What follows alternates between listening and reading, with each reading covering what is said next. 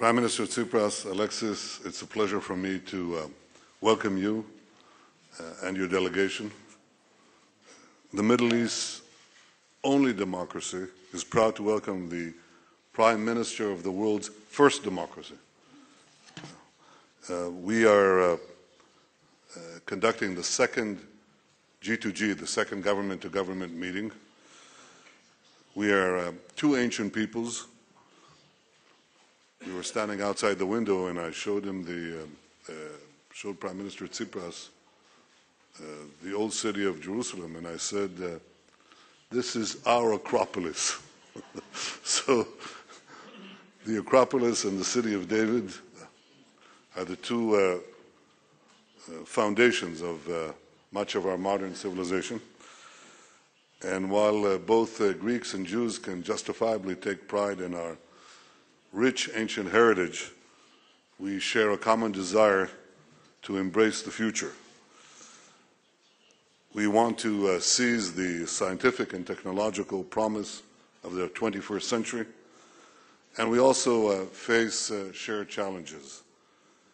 We are two Eastern Mediterranean democracies that want to bring progress, security, and peace to our peoples, but we live in a region that is increasingly volatile and unstable and plagued by the forces of Islamist extremism. I believe that we are much stronger when we meet these challenges together. Over the last few years, Greece and Israel have greatly upgraded the scope and the diversity of our cooperation. And in this G2G meeting, we'll take further steps to strengthen this partnership in diplomacy and defense, in cybersecurity, counterterrorism, in economics, trade, energy, and innovation. Energy also includes not merely discussing the possibilities of using our offshore gas, but also connecting Israel, Cyprus, and Greece with an electricity cable, which will, for the first time, enable Israel to diversify its electricity grid and even export gas through electrical energy. We're going to discuss water, environment, agriculture, public safety and emergency responses, transportation, maritime affairs, tourism, many other areas. I think our cooperation makes both our countries more secure and more prosperous, and it's something that has been long overdue but is happening at a very rapid pace. Mr. Prime Minister, your visit to Israel occurs on International Holocaust Remembrance Day. Civilized people everywhere unite to remember history's greatest crime, the attempt to totally annihilate the Jewish people in an industrial program of genocide. I believe it's not enough to merely commemorate the mass murder of Jews in the last century. I think we have to be vigilant and strong in the face of the calls for new genocide, for the new upheavals of murderous creeds that seek to annihilate modern peoples, the remnants of ancient civilizations, the very way of life that developed through our common culture. And I believe that we have the capacity to learn from history and prevent its repetition. We know that many Greeks risked their lives to save Jews during the dark years of the Holocaust. We have, Alexis, a special program in our Holocaust memorial here to commemorate those non-Jews who risked their lives, risked their families, the greatest form of courage, risked their lives, but also the lives of their families to save Jews in our darkest hour. There are 321 Greeks who have been recognized by our commemoration institution, Yad Vashem, as righteous among the nations. 321. That's a substantial number. I, during my visit to Greece, saw the heroism of Greeks, of mayors, of clerics who stood up to the calls to bring in the Jews for annihilation. And I remember one particular case in which a mayor and a cleric came to the Nazi official who ordered them to deliver Jews, and they said, they came, just the two of them, and said, "Here are your Jews. We are the Jews." We never forget that. It's a great, great testament of human bravery. Your government stands resolutely against neo-Nazism, anti-Semitism, and racism, and it's something we applaud. You've shown that Greece, the cradle of democracy, remains a bastion of tolerance and freedom. And that's no easy task in these days. I know how important that is for all of us as members of the civilized community. I also want to express my appreciation for Greece's principled positions towards Israel in international forums. Greece is a true friend. I believe that we are developing a friendship that can turn into a genuine alliance for peace, for progress, and for security. And I'm sure that this G2G meeting, which we'll have following this brief press conference, will further enhance that friendship and cooperation. So once again, welcome to Jerusalem. Welcome, my friend.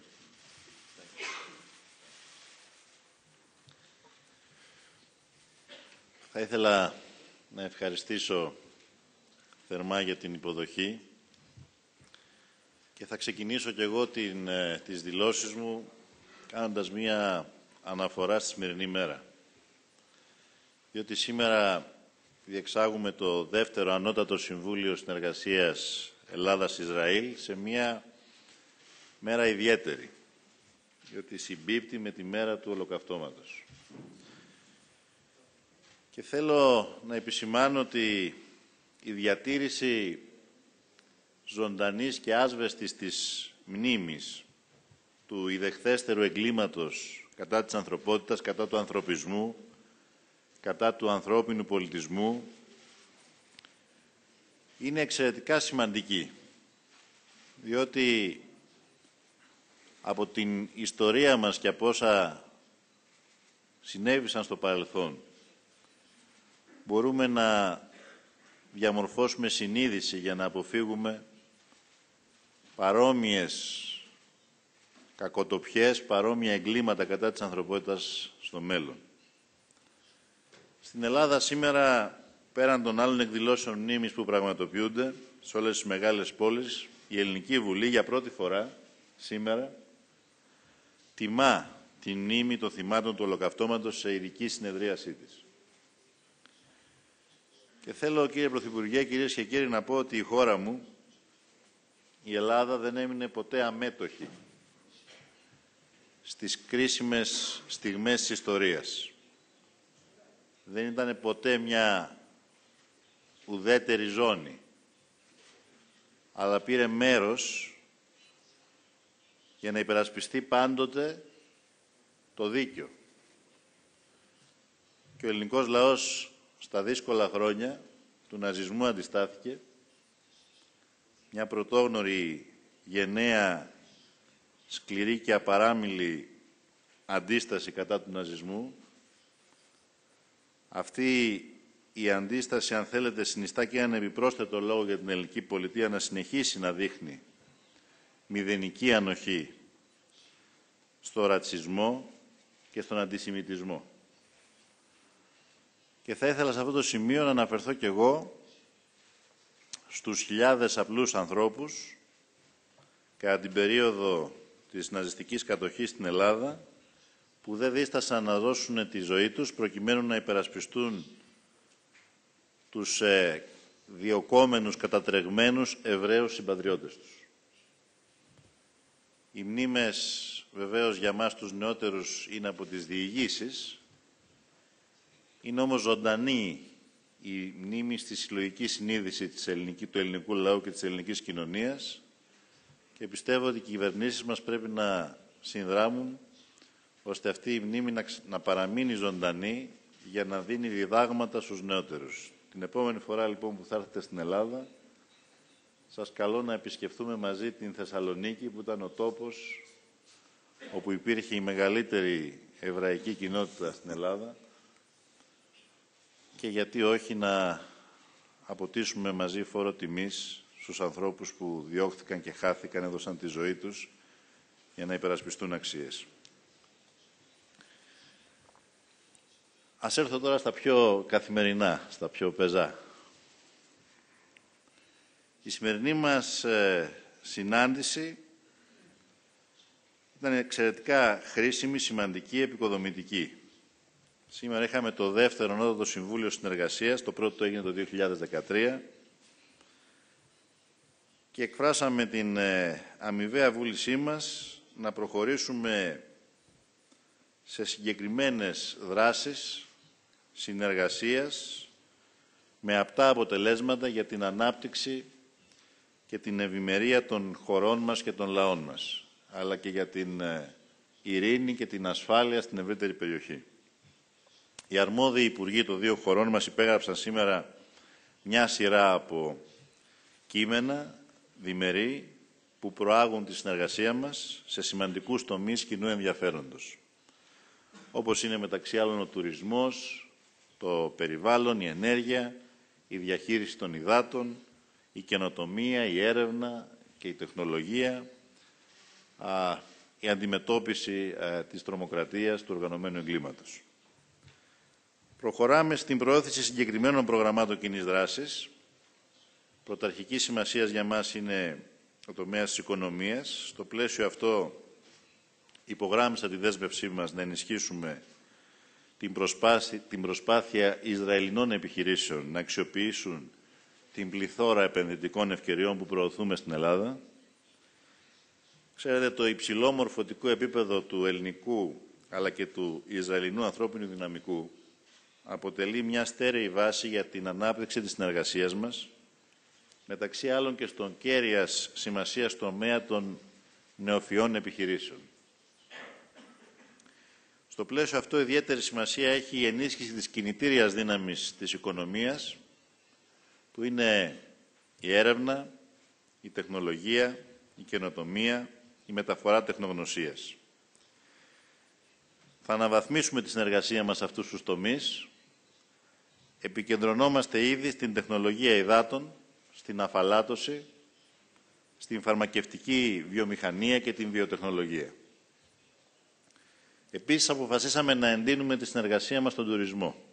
Και στο πλαίσιο αυτό θα ήθελα να επισημάνω το γεγονός, το σημαντικό για μας, της αύξησης του αριθμού των Ισραηλινών τουριστών που επισκέπτονται την Ελλάδα. Παράλληλα, υπογραμμίσαμε την σταθερή μας πεποίθηση ότι η παραγωγή της ενεργειακής μας, η προαγωγή, η συνέχιση της ενεργειακής μας συνεργασίας θα δώσει την δυνατότητα και στις χώρες μας αλλά και στις χώρες της ευρύτερης περιοχής να αναπτυχθεί ένα πλαίσιο συνεργασίας και περιφερειακής ανάπτυξης που θα προάγει τη σταθερότητα και την ειρήνη στην περιοχή.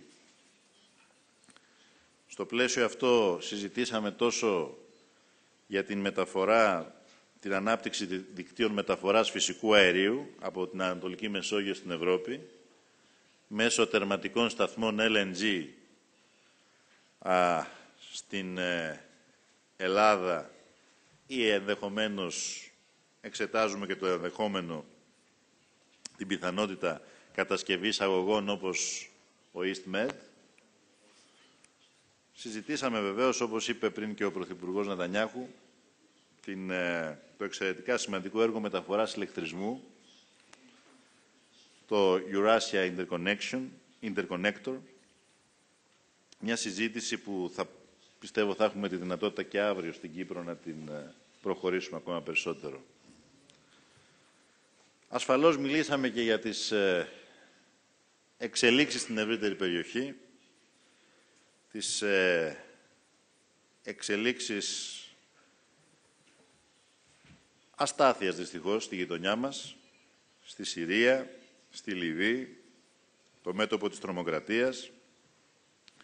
Είναι απολύτως απαραίτητο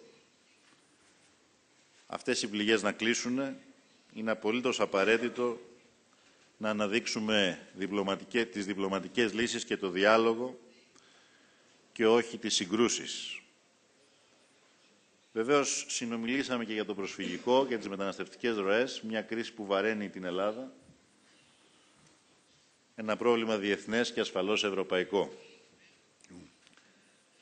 Θα ήθελα σε αυτό το σημείο να ευχαριστήσω θερμά την Ισραηλινή κυβέρνηση για την συνεισφορά της στην αντιμετώπιση της προσφυγικής κρίσης, για την δωρεά 1,5 τόνου φαρμακευτικού υλικού για την περίθαλψη των προσφύγων και των μεταναστών. Όπως επίσης θα ήθελα να ευχαριστήσω και τις οργανώσεις της χώρας σας για την προθυμία τους, μη κυβερνητικές οργανώσεις, για την προθυμία τους να συνδράμουν στο δύσκολο αυτό έργο. Βεβαίως, από τη συζήτησή μας δεν έλειψε το Κυπριακό και το Παλαιστινιακό, όπου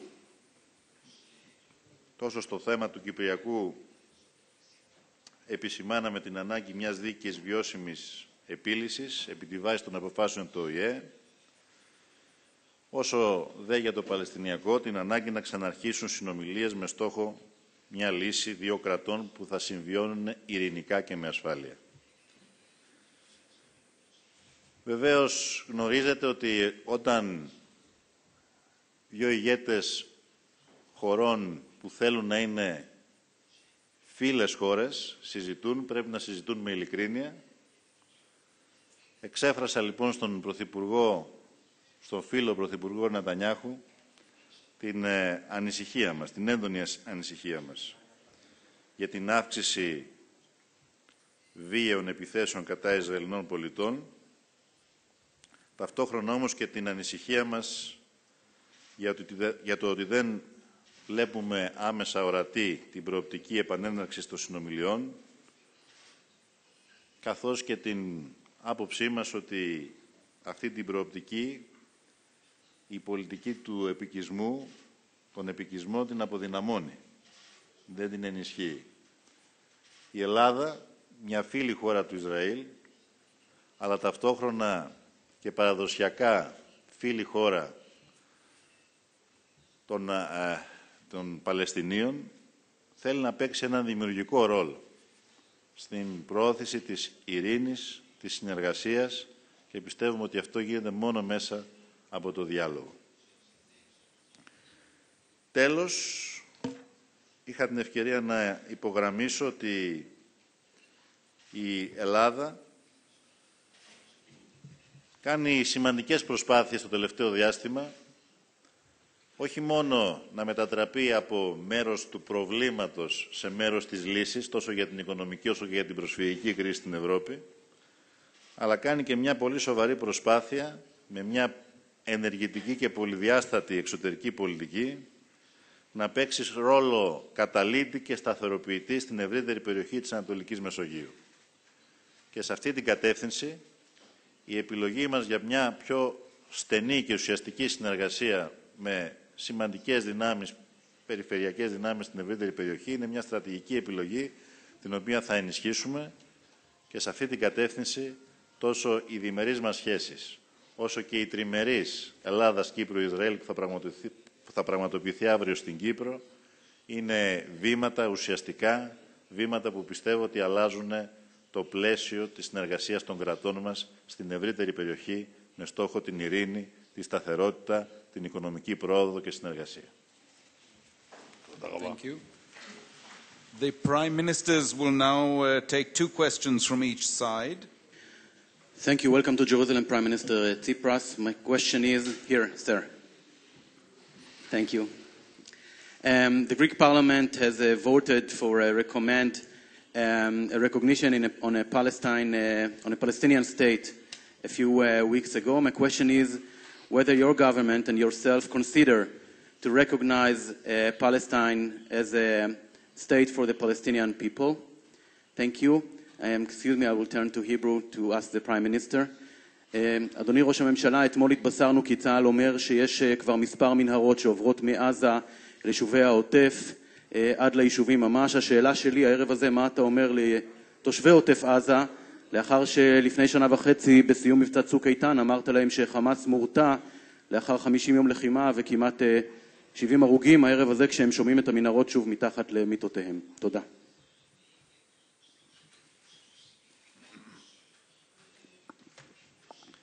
Όπως είπα και πιο πριν, η Ελλάδα είναι ένας σταθερός και αποδεδειγμένα αξιόπιστος φίλος του Ισραήλ. Ταυτόχρονα διατηρεί παραδοσιακές σχέσεις φιλίας με τον Παλαιστινιακό λαό. Είναι γνωστές εξάλλου οι πάγιες ελληνικές θέσεις όσον αφορά την ανάγκη να υπάρξει το συντομότερο δυνατό μία λύση στο Παλαιστινιακό ζήτημα, μία λύση που θα προκύψει μέσα από το διάλογο, μία λύση στις διαφορές που έχουν προκύψει εδώ και πάρα πολλά χρόνια στην περιοχή. Προς αυτή την κατεύθυνση της λύσης, η Ελληνική Βουλή, όπως το είχαν πράξει ήδη και άλλα ευρωπαϊκά κοινοβούλια, υιοθέτησε ψήφισμα που αφενός υποστηρίζει την προοπτική αναγνώρισης Παλαιστινιακού κράτους, αφετέρου όμως υπογραμμίζει τη σημασία των απευθείας ειρηνευτικών διαπραγματεύσεων, καλώντας μάλιστα την ελληνική κυβέρνηση να καταβάλει κάθε δυνατή διπλωματική προσπάθεια για την επανέναρξη των ειρηνευτικών συνομιλιών. Τούτο, κατά την άποψή μου, αποτελεί και έναν επιπρόσθετο λόγο για να επαναλάβω άλλη μια φορά, έναν επιπρόσθετο λόγο ώστε η χώρα μας, η Ελλάδα, να παίξει έναν ρόλο επικοδομητικό στην αποκλιμάκωση της έντασης και στη βελτίωση του κλίματος. Αυτή είναι η διάθεσή μας. Βεβαίως, στο βαθμό που και οι δύο πλευρές το επιθυμούν. Και θα ήθελα να επαναλάβω κάτι που είπα και πιο πριν. Είναι σταθερή η πεποίθησή μας ότι μία βιώσιμη λύση στο Παλαιστινιακό δεν θα μπορούσε να επιτευχθεί παρά μόνο μέσα από ένα απευθείας, ουσιαστικό, ειλικρινή και θαραλέο ειρηνευτικό διάλογο μεταξύ Ισραηλινών και Παλαιστινίων.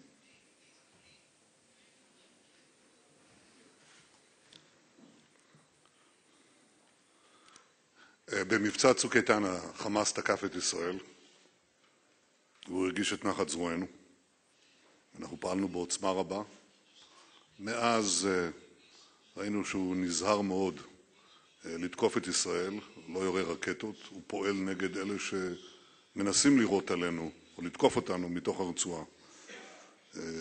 אין זה אומר שהם לא מנסים להתחמש באמצעים שונים, לפתח אמצעים גם מעל הקרקע, גם בתת קרקע, אבל אני חושב, אני מעריך, יש לי יסוד גם לחשוב שהם מבינים היטב, שהתגובה שלנו על כל פגיעה בנו, מכל תווך, תהיה קשה מאוד. בסופו של דבר, ההגנה החזקה ביותר שלנו, היכולת להרתיע את אויבינו, במקרה שההרתעה אינה פועלת, לתקוף אותם בעוצמה גדולה. בסופו של דבר זה מה שמקיים את הביטחון של מדינת ישראל ב-67 שנות קיומה, ואני חושב שהחמאס מבין את זה היטב. רציתי לשאול את דעתך דווקא לביקורו של רוחני כרגע, של נשיא איראן כרגע באירופה. האם אתה יכול להתחייב שמדינתך לא תהיה בקשרים עם כלכליים אדוקים עם איראן, וגם מה דעתך על כך שכיסו פסלים באיטליה במוזיאון שבו הוא נכנס לבקר? ואדוני ראש הממשלה, מר נתניהו, רציתי לשאול כיצד אתה לוקח בעצם את מה שאמרת שהיחסים בין ישראל לבין מדינות ספציפיות באירופה הם יחסים טובים, אבל האיחוד האירופי בא אלינו בטענות ובבעיות, כיצד אתה מגשר בין הפערים האלה, בין הקשרים הטובים בין המדינות לבין הפער שמה שהאיחוד מייצר. תודה.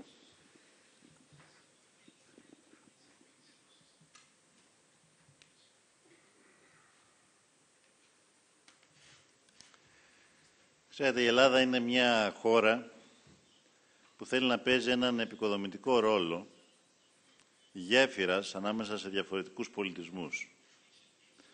Αυτό ορίζει, αν θέλετε, και η γεωγραφική της θέση. Είναι μια χώρα που βρέθηκε στο σταυροδρόμι διαφορετικών πολιτισμών, στο αντάμωμα τριών υπήρων. Αυτό ήταν ανέκαθεν το πλεονέκτημά μας, αλλά και το μειονέκτημα μαζί. Διότι γεωπολιτικά και γεωστρατηγικά γίναμε πολλές φορές αντικείμενο επεμβάσεων. Θέλω λοιπόν να σας διαβεβαιώσω ότι η Ελλάδα έχει μια περήφανη εξωτερική πολιτική, διότι ακριβώς είναι πολυδιάστατη και ενεργητική. Και απλώνει χέρι φιλίας και συνεργασίας σε όσους θέλουν να ανταμείψουν αυτή τη φιλία και τη συνεργασία, σεβόμενοι όμως πάντοτε το πλαίσιο των νόμων, των κανονισμών, του διεθνούς δικαίου και των διεθνών οργανισμών στους οποίους η Ελλάδα συμμετέχει. Υπ' αυτή την έννοια, λοιπόν, η Ελλάδα παρακολουθεί τις εξελίξεις και σε γεωστρατηγικό και σε γεωπολιτικό πεδίο και σε οικονομικό πεδίο, φτιάχνει συμμαχίες, άλλες είναι στρατηγικές, άλλες είναι λιγότερο στρατηγικές. Με αυτή την έννοια θα σας έλεγα ότι έχουμε καταφέρει το τελευταίο διάστημα να έχουμε πολύ σημαντικές τριγωνικές συνεργασίες στην περιοχή μας, Ελλάδα, Κύπρος, Ισραήλ, Ελλάδα, Κύπρος, Αίγυπτος. Θέλουμε στα πλαίσια του διεθνούς δικαίου να λύσουμε τις όποιες σημαντικές διαφορές, αλλά πρέπει να τις λύσουμε με την Τουρκία και ιδιαίτερα στο Κυπριακό.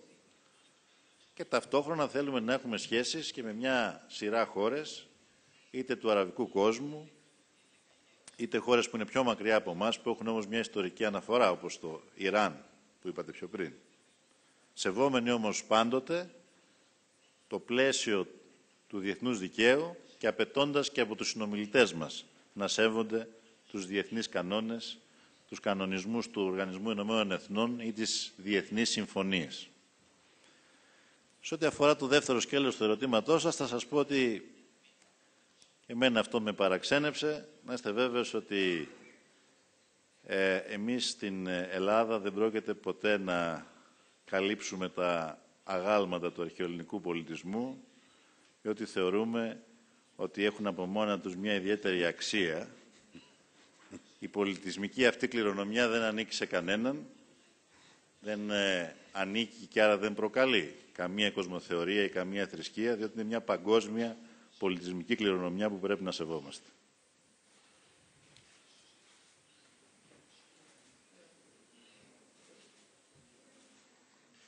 I agree.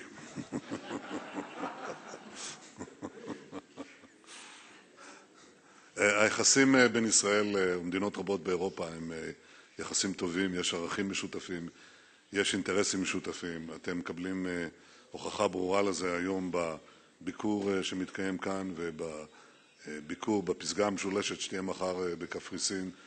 זה חוזר על עצמו גם במקומות אחרים, לא בכל המקומות, לא עם כל המדינות. אבל יש פער, בכל מקרה, בין היחסים הטובים שיש לנו עם מדינות ספציפיות ועם הממסד שנקרא האיחוד האירופי. יש שם בעיה. העובדה היא שההחלטה היותר קשיחה שהאיחוד ביקש להעביר, היא מותנה כתוצאה מההשפעה של מדינות ידידות באירופה, וזה מגמה שאני מנסה לעשות עכשיו. אני מבקש מראשי המדינות שעימם אני נפגש, לבטא את קירוב היחסים הבילטרליים, הדו-צדדיים בין ישראל והמדינות השונות, גם באופן ההצבעה של המדינות והפעולה שלהם ביחס להחלטות בפורומים בינלאומיים. אני יכול לתת דוגמה נוספת, ששם אנחנו מתכוונים לפעול גם כן. יש לנו יחסים שהולכים ומתהדקים עם מדינות רבות מאוד באפריקה. אבל אם תסתכלו על ההחלטות של ה-OU, האיחוד של מדינות אפריקה, אתם תראו שאין קשר בין המגעים הללו שהולכים ומתהדקים לבין ההחלטות של הממסד. זו בעיה שיש לנו גם באו"ם בפורומים לא מבוטלים. כלומר, יש פער בין המדינות שהולכות ומהדקות את היחסים שלהם עם ישראל, אם כתוצאה משיקולים כלכליים, טכנולוגיים, ביטחון, לבין אופן ההצבעה של הגופים הבינלאומיים שהן משתייכות אליהם. ואנחנו רוצים לצמצם את הפער הזה. אני אומר, תמיד תסתכלו מאחורי, אתם רואים כאן שני דגלים, כחול לבן? כן? אני רוצה שהם יתקרבו זה לזה גם בפורומים בינלאומיים, ואת זה אני אומר לכל המדינות ולכל המנהיגים.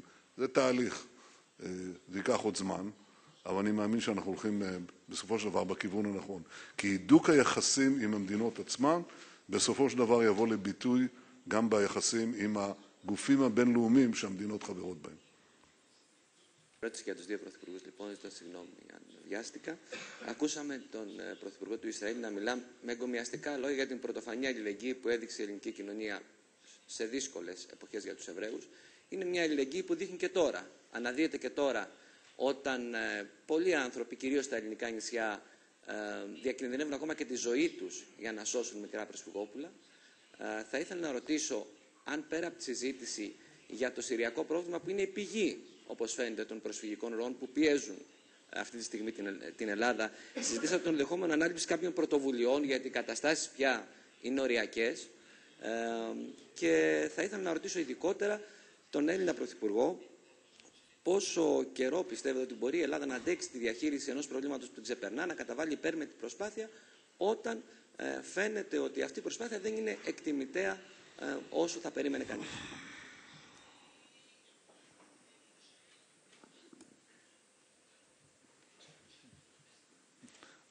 את מי אתה שואל? Who are you asking, me or Prime Minister Tsipras? Both? Okay. The last part of the question was for me. Okay. Well, you know, we have a saying in our traditions that prophecy was only given to fools after the age of biblical prophets. I can prophesy many things. I cannot tell you how long this will go on. I know that we have to do everything in our power to make it as short as we can. I think this requires a multiple effort. The first is to defeat Daesh, because Daesh is the great generator, the great engine that is forcing people to leave. The second is to have economic programs and humanitarian programs to deal with this problem. Prime Minister Tsipras and I discussed this at great length. It's obviously something that affects not only Greece, Europe, Israel. I believe that it will take some time. And it is not obvious how the Syrian conflict will resolve itself. But I think we should do everything in our power to make sure that the displacement of millions stops, that the people, millions and millions of people who are left homeless and defenseless find a life in their countries. This ultimately is the only solution to this problem. And by the way, this is not only from Syria. The same problem we see in Africa, which I mentioned a minute ago, with Islamic militancies in Libya, in Boko Haram, in Al-Shabaab. If these forces gain ground, then you'll have the movement of populations from Africa towards Europe as well. The forces of militant Islam have to be defeated, not only because of the displacement of millions, but for the future of our world. This is what I deeply believe. And this is perhaps our greatest common task.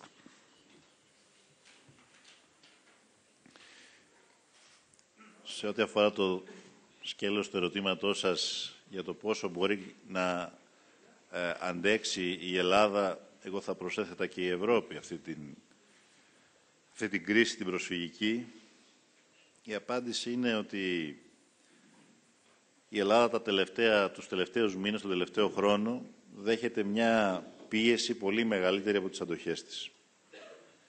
Δέχεται στα μικρά νησιά του βορειοανατολικού Αιγαίου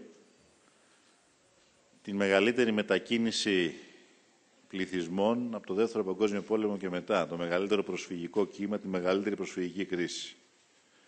Και παρά τις μεγάλες αδυναμίες μας, τις δυσκολίες μας, παρά το γεγονός ότι βρισκόμαστε σε οικονομική κρίση και σε μια δύσκολη προσαρμογή, η Ελλάδα καταφέρνει να αντιμετωπίζει αυτή την κρίση αναδεικνύοντας το ανθρώπινο πρόσωπο της Ευρώπης, βγάζοντας μπροστά την ανάγκη να σταθούμε στους συνανθρώπους μας που βρίσκονται σε κίνδυνο, που κινδυνεύει η ζωή τους, που είναι κατατρεγμένοι. Και αυτή νομίζω είναι μια σημαντική συνεισφορά στην Ευρώπη και στον ευρωπαϊκό πολιτισμό που κατά την άποψή μου ντροπιάζεται από τις εικόνες των νεκρών παιδιών στο Αιγαίο Πέλαγος. Δεν έχει σημασία αν κάποιοι το καταλαβαίνουν ή όχι. Δεν έχει σημασία αν κάποιοι γραφειοκράτες στις Βρυξέλλες αυτό το επικροτούν ή αδιαφορούν. Σημασία έχει ότι είναι μια πραγματικότητα διεθνώς καταγεγραμμένη και αναγνωρισμένη. Από εκεί και πέρα θέλω να σας πω ότι έχουμε αναλάβει κάποιες δεσμεύσεις. Οι δεσμεύσεις αυτές έχουν προχωρήσει. Θα είμαστε απολύτως έτοιμοι σε ό,τι αφορά αυτές τις δεσμεύσεις στον επόμενο μήνα. Μένει να δούμε αν και η Ευρώπη θα ανταποκριθεί στις δεσμεύσεις που έχει αναλάβει απέναντι στην Ελλάδα και απέναντι σε ένα διεθνές πρόβλημα. Προσφυγική κρίση δεν είναι ελληνική κρίση. Είναι ευρωπαϊκή κρίση και πρέπει να βρούμε ευρωπαϊκές λύσεις στα ευρωπαϊκά προβλήματα. Και νομίζω ότι σε αυτή την κατεύθυνση θέλω να πιστεύω ότι σε αυτή την κατεύθυνση θα κινηθούμε το επόμενο διάστημα και ταυτόχρονα να πω ότι η λύση του προβλήματος δεν μπορεί να είναι εκεί που εμφανίζεται το σύμπτωμα. Η λύση του προβλήματος είναι στη Συρία. Η λύση του προβλήματος περνάει μέσα από μια ουσιαστική συνεργασία με την Τουρκία και βεβαίως η λύση του προβλήματος περνάει και μέσα από την κατάλληλη συνεννόηση και συνεργασία και τον διαμερισμό των βαρών και της ευθύνης ανάμεσα στις ευρωπαϊκές χώρες. Αν η Ευρωπαϊκή Ένωση δεν μπορεί να μοιράζει τα βάρη, δεν θα έχει νόημα ύπαρξης. Και το blame game, δηλαδή το παιχνίδι του ποιος φταίει, ποτέ δεν ήταν αποτελεσματικό. Σημασία έχει να βρούμε λύσεις αποτελεσματικές και όχι να μοιράσουμε ευθύνες. Να μοιράσουμε βάρη, όχι να μοιράσουμε ευθύνες. Και να βρούμε λύσεις. Αυτό είναι το μήνυμα που θα ήθελα εγώ σήμερα να στείλω. Στην Ελλάδα. Και για τον Έλληνα Πρωθυπουργό και για τους δύο Πρωθυπουργούς. Κύριε Πρωθυπουργέ, αύριο έχουμε την τριμερή Ελλάδα-Κύπρου-Ισραήλ. Ποιο είναι το μήνυμα που εκπέμπει αυτή η τριμερή σε μια περιοχή όπου είναι ιδιαίτερα ευαίσθητη και υπάρχουν σοβαρές εξελίξεις και αν απευθύνεται πρόσκληση και σε άλλους. Η τριμερής δηλαδή να γίνει τετραμερής ή και πενταμερής.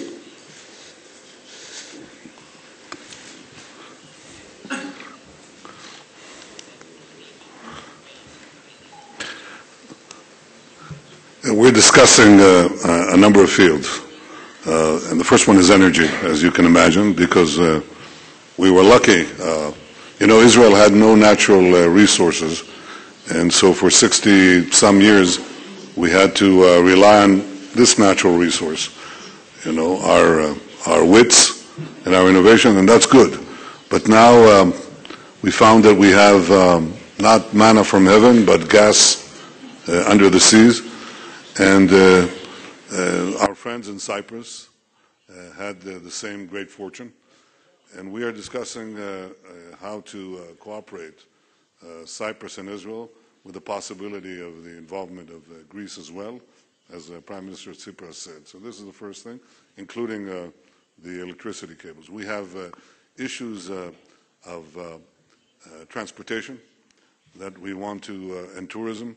You know that 350,000 Israeli tourists visit Greece each year. That's roughly, it's almost 5 out of 100 Israelis. 5 out of 100 Israelis visit Greece. I hope that we have 5 out of 100 Greek population visit Israel. Well, that's certainly something we want to talk about, but common tourism packages in the Eastern Mediterranean and possible areas of investment for Israelis and Greek entrepreneurs. I think this is something that we can develop. We have two beautiful countries with deep historical heritage, natural beauty, and very welcoming peoples. We have similar cultures here that welcome people. So we want to discuss, obviously, this as well. And equally, we want to seek all the areas of technology and common defense. As far as having other countries joining us, do you have any particular suggestion for a fourth country? Fifth? Well, we're looking at all the possibilities. You haven't asked me this directly, but I'll say it here. Our cooperation with Greece and Cyprus stands on its own. It's something that we believe is long overdue. We're very happy that we're making progress with it. It is independent of our efforts to normalize relations with Turkey. We're trying to do this. I don't know if we'll succeed, but I think it's something that we'll keep on trying. We have to assure that Israeli interests are kept. Turkey and Israel had a very good relationship in former years. We didn't want to see it deteriorate, and we didn't cause this deterioration. If there's a change of policy, we'll welcome it. Εγώ θα ήθελα να προσθέσω μονάχα ότι το μήνυμα που στέλνει η αυριανή τριμερής συνάντηση, η τριμερής αυτή συνεργασία ανάμεσα στην Ελλάδα, στην Κύπρο και το Ισραήλ είναι το μήνυμα της συνεργασίας, το μήνυμα της επικοδομητικής συνεργασίας προκειμένου να μετατρέψουμε τα πλεονεκτήματα που υπάρχουν στην ευρύτερη περιοχή σε δύναμη που θα προχωρήσει την πρόοδο μέσα από τη συνανάπτυξη και τη συνεργασία. Ξέρετε, συνήθως αυτή η περιοχή, ιδιαίτερα στο παρελθόν, υπήρξε πεδίο συγκρούσεων. Ακριβώς επειδή έχει πολύ σημαντικά, αν θέλετε, πολύ σημαντικό πλούτο, ενεργειακό πλούτο, αλλά και πλούτο που παράγουν οι άνθρωποι.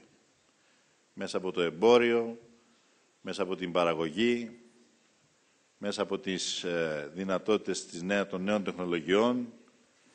Εμείς λοιπόν το μήνυμα που περνάμε είναι ότι αυτός ο πλούτος αντί να αποτελεί πεδίο διχασμού, πρέπει να αποτελέσει πεδίο συνεργασίας. Δυνατότητα ώστε μέσα από τη συνεργασία να γίνουμε όλοι καλύτεροι. Και θέλω αυτό να το τονίσω. Η τριμερής αυτή συνεργασία δεν στρέφεται εναντίον τρίτων χωρών. Έχει αποκλειστικό στόχο να μπορέσουμε να εκμεταλλευτούμε όλες τις δυνατότητες που έχουμε για το καλό των λαών μας, αλλά και για το καλό των λαών της ευρύτερης περιοχής. Διότι το μήνυμα που περνάμε είναι ειρήνη, συνεργασία, ανάπτυξη. Αυτό νομίζω ότι είναι ένα μήνυμα που μπορεί να δημιουργήσει θετικά αντανακλαστικά. Είναι ένα μήνυμα που βοηθάει όλους τους λαούς της περιοχής. Δεν στρεφόμαστε λοιπόν εναντίον τρίτων, αντιθέτως θα ήμασταν χαρούμενοι αν βλέπαμε και άλλες χώρες να ακολουθούν το δικό μας παράδειγμα. Much, Prime Ministers.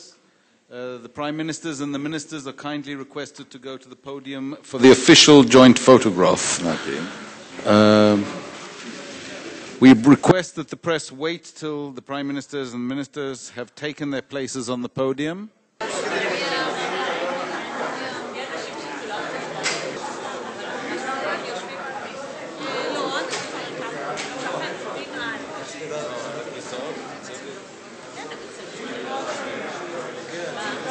Gracias.